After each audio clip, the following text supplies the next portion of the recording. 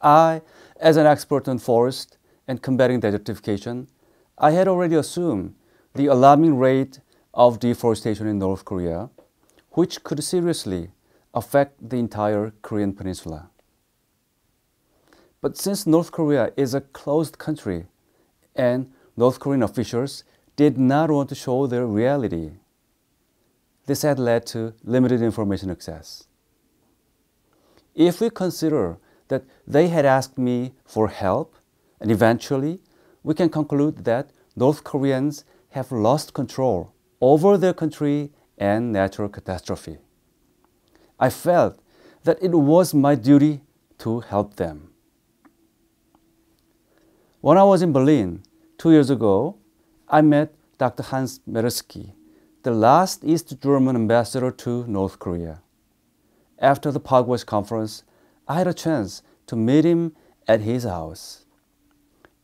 I was astonished to see some trees that he brought from North Korea when he was there from 1986 to 1990. He witnessed that already in the mid-1980s, deforestation was in progress. Dr. Mereski is not a forest expert, but he sensed that something was seriously going wrong. He was shocked to see that people were illegally logging and felling trees, and luckily, he saved some trees and brought it to his home. In August 2011, I was able to meet with North Korean experts in Mongolia 2 months after the Pugwash conference meeting in Germany. During long discussion, they confessed that they needed samplings, fertilizers, and chemicals, including materials, technical, and manpower for their restoration work, and they were asking us for help. North Koreans did not really welcome the aid of international organizations because it was hard to follow their protocols, and there are cultural as well as language problems. I couldn't believe my ears at that time. North Korea wants help from us. Forest officials from North Korea were quite well aware that the forest restoration is so urgent job, they couldn't wait any longer. Until the 1990s, the forests of North Korea were not in the worst conditions. In the 1990s, North Korean government accelerated nuclear power development process and showed less concern in food rationing. On top of that, Russia had declined to support building a nuclear power plant in North Korea, which led to severe energy crisis. Shortage of food and energy crisis forced the people to do illegal logging and get woods from the forest for heating and cooking.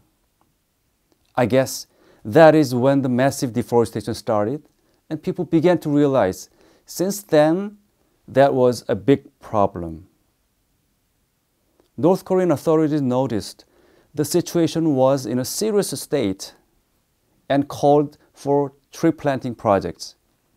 But the people would take the saplings back within a year for their living.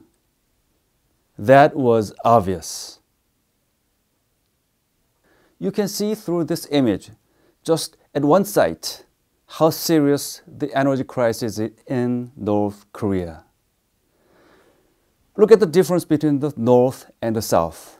It's unbelievable. You can barely see any lights up in the north.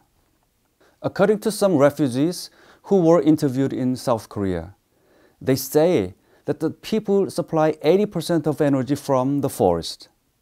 They say that there are no trees in areas where people could set their foot.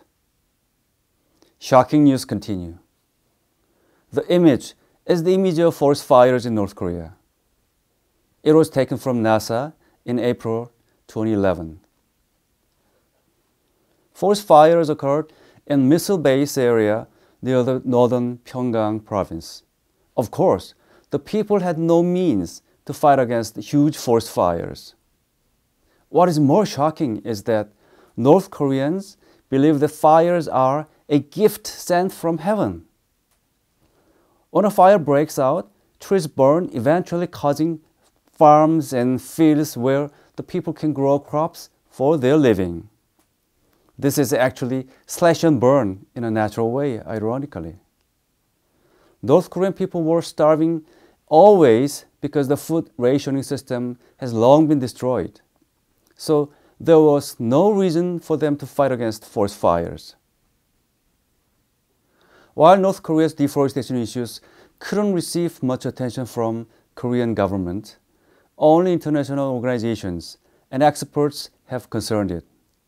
One of them is Professor Viktor Teplakov. He witnessed climate disasters in North Korea. He definitely agrees that cutting down of trees causes climate disasters over and over again.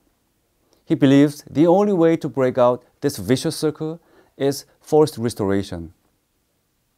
Maplecroft, a British risk management organization, announced that in terms of the seriousness of deforestation, North Korea is third in the world, behind Nigeria and Indonesia.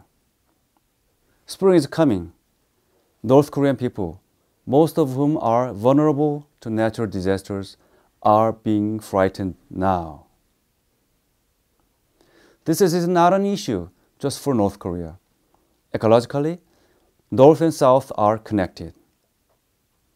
Destruction of wildlife habitats, biodiversity losses, desertification, and disconnected ecosystem will not be ended as long as deforestation in North Korea continues. Although a change from a rock to 1 centimeter topsoil takes over 100 years, floods destroy hundreds times of the soil in a flash. After the destruction, only thin shrubs can grow on that land. North Korea's deforestation is causing desertification of the peninsula through continuous disasters such as droughts, floods, and landslides.